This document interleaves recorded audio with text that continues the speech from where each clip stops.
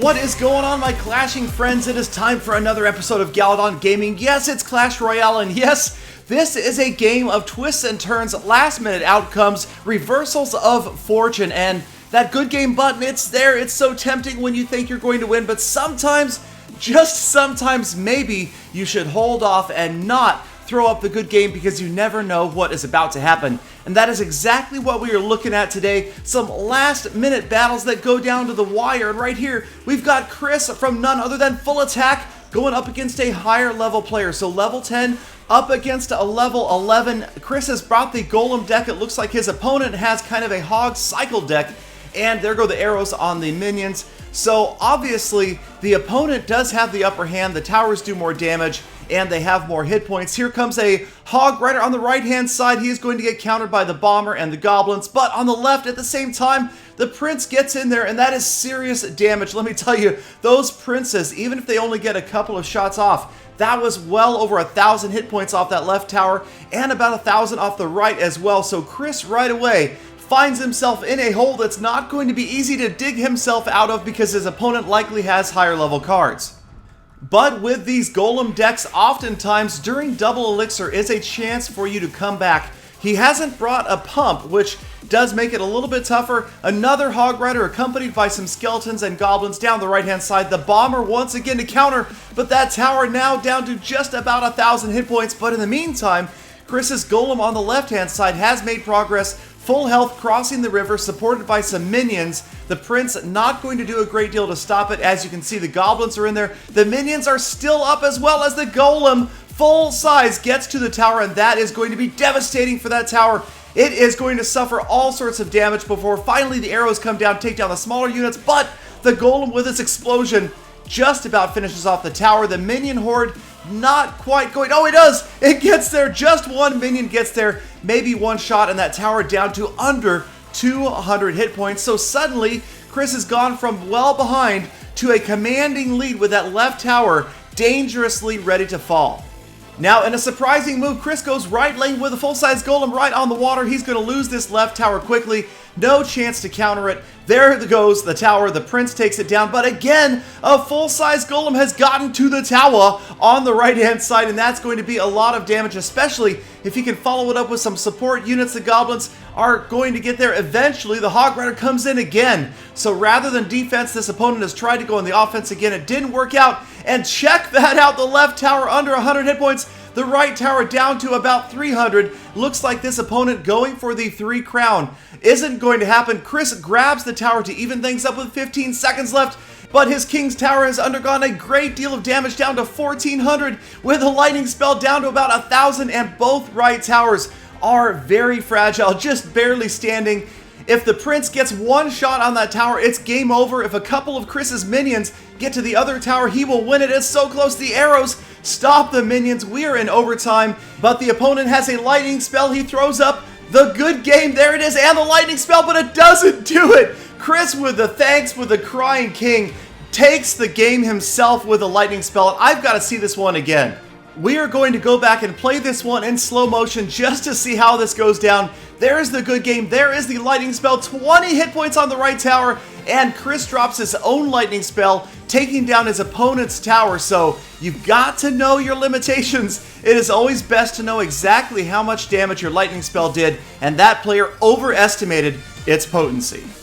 So we will move on to the next replay, and this one brought to us by none other than the clan Peter $17 Awesome. We've got Brendan from Peter's clan facing Extreme Ledure from I Am Canadian. And you've got the Goblin Barrel. Looks like the opponent has a Rocket and, of course, the Barbarian Hut. So we could have some Hut spam coming from the top of Freeze Spell as well. So a lot of diversity in these two decks. Not something you see every day. You've got the Inferno Tower from Brendan as well. So a Giant in the very back of the playfield. This player trying to build up that elixir, waiting for it to come so that he can grab some more units and send them in support of the Giant. And Brendan very patiently waiting for it, waiting for the Giant to approach. He's got the minions down, and he, of course, has that Inferno Tower that's going to do a great job of burning down that Giant, even though the Wizard took out those minions quickly. freeze spell, though, it's going to stop that Inferno Tower. We've got the skeleton army, some barbarians moving in there on defense. A great zap spell took out most of the skeletons. The Inferno Tower has fallen, but so did the Giant, and Brendan is the only player with any troops on the battlefield at this point. They're going to move forward and get a ton of hit points off of this tower on the right-hand side, along with the Fireball, just missing the Witch there. But he is going to get that tower down to just about 500 hit points before the smoke finally clears and the Witch moves forward.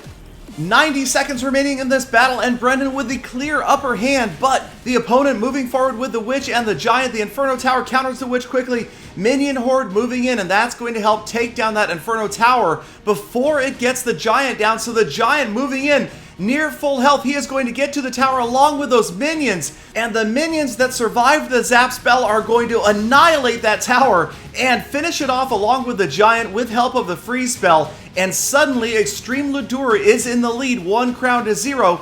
As we move into the final minute and double elixir, the Giant on the King's Tower, skeleton army all over the place. Fireball finally gets that Giant down. The left tower far below the King's Tower at this point, so it'll be interesting to see which way Extreme Ladure heads. Does he go for 3? Does he go for the left tower? There is a very well-placed Goblin Barrel along with a freeze spell, and suddenly Brendan has tied things up. A brilliant move right there, freezing everything in the area, allowing those goblins to get the job done. He didn't have arrows or a zap spell, so the Goblin Barrel proving very effective right here. Brendan throwing another Goblin Barrel on the left-hand side, and this one just about finishes off the other tower, as Brendan's King, though, taking a lot of damage. There is a great freeze spell, the Giant, the Witch, Barbarians, you've got all sorts of units moving in. It doesn't look good for Brendan. There's a Desperation Zap. The King's Tower, as time's counting down, is just about to fall. There is a Desperation Inferno Tower way back in the playfield on the right-hand side, and here comes the rocket. Looks like game over, but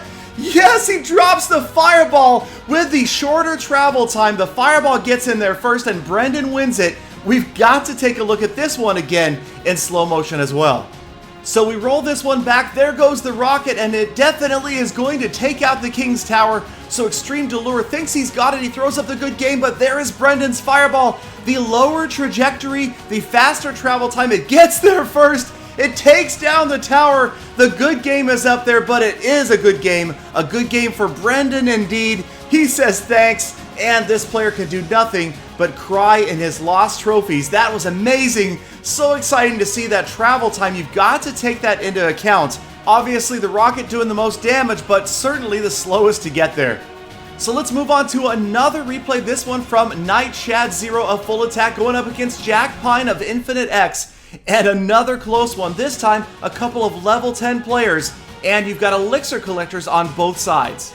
Knight's got the Giant Skeleton, but Jack has the Hog Double Prince. As the Hog moves in right off the bat, it's going to get to that tower, and that early assault sometimes does work out. You can see that Hog taking off well over 1,000. In fact, almost 2/3 of the hit points are gone from that tower right from the start. The Giant Skeleton, though, is going to get to the other tower, do a great deal of damage, and of course, when he finally goes down, he's got a little gift to leave behind. And that's going to be another 1,000 or so hit points off that left tower, just about taking it down.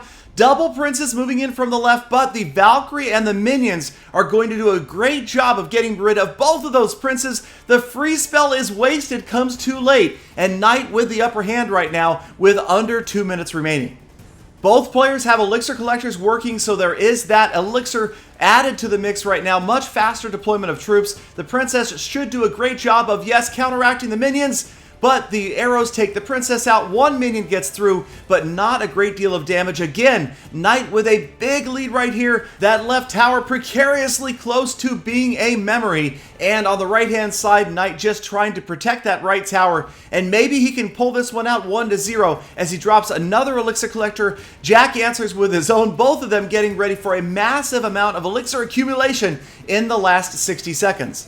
Knight goes full first and decides to drop a Valkyrie down. Jack is going to answer with a princess right on the water, and this will make sure that that elixir collector sees some damage that prevents it from turning a profit. Jack's got a prince charging from the right-hand side, but Knight has the balloon moving in on the left, but it is countered by the ideal card. The minions will quickly melt the balloon down before it gets to the tower. The arrows come too late, and the bomb falls harmlessly on the grass. You can see that the giant skeleton is trying to defend. You've got a hog rider, though, that's going to squeeze in behind that giant skeleton, and that could be the end of that tower. One more shot, and yes, Jack goes up 1 crown to 0 with 40 seconds left. And the giant skeleton, badly damaged, is not going to get to that right-hand tower. Knight dropping the balloon once again, trying to get it there, but Jack had the minions ready. But Knight had the balloon ready and the freeze spell, and the balloon is going to get there and tie things up with 25 seconds remaining. And suddenly this battle is once again just about dead even, as both King's towers pretty close and both remaining towers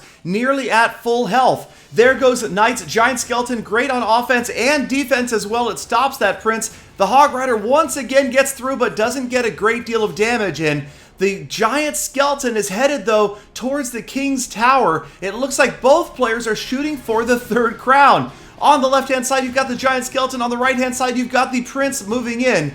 As we go into overtime, who is it going to be? Princesses down, shooting each other. Here comes another giant skeleton. Both of Knight's giant skeletons temporarily distracted by the hog, but they move in. They're headed towards the King's tower. Frozen, great free spell, gives the King time to get the first one down, but the second skeleton is moving in along with the balloons. The minions, the arrows, not going to get the skeleton down in time. That giant skeleton is on the King's tower, and that could be big problems for Jack, but he drops in a hog rider down the left-hand lane. The hog, unopposed, gets to the tower. The freeze spell stops the tower and the Valkyrie, and that could be the end of it. He throws up the good game, but no! 1 hit point left, and the skeleton gets to the King's tower. Yes, Jack loses this battle by 1 hit point. Another good game, just a fraction too early.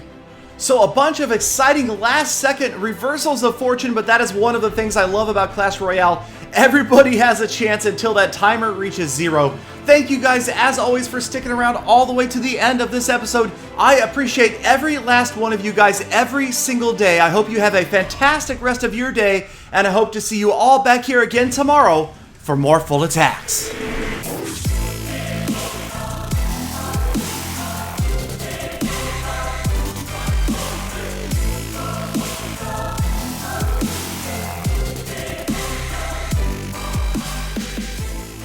Galadon, it's about time you showed some players from the best clan in all of Clash Royale. That's right.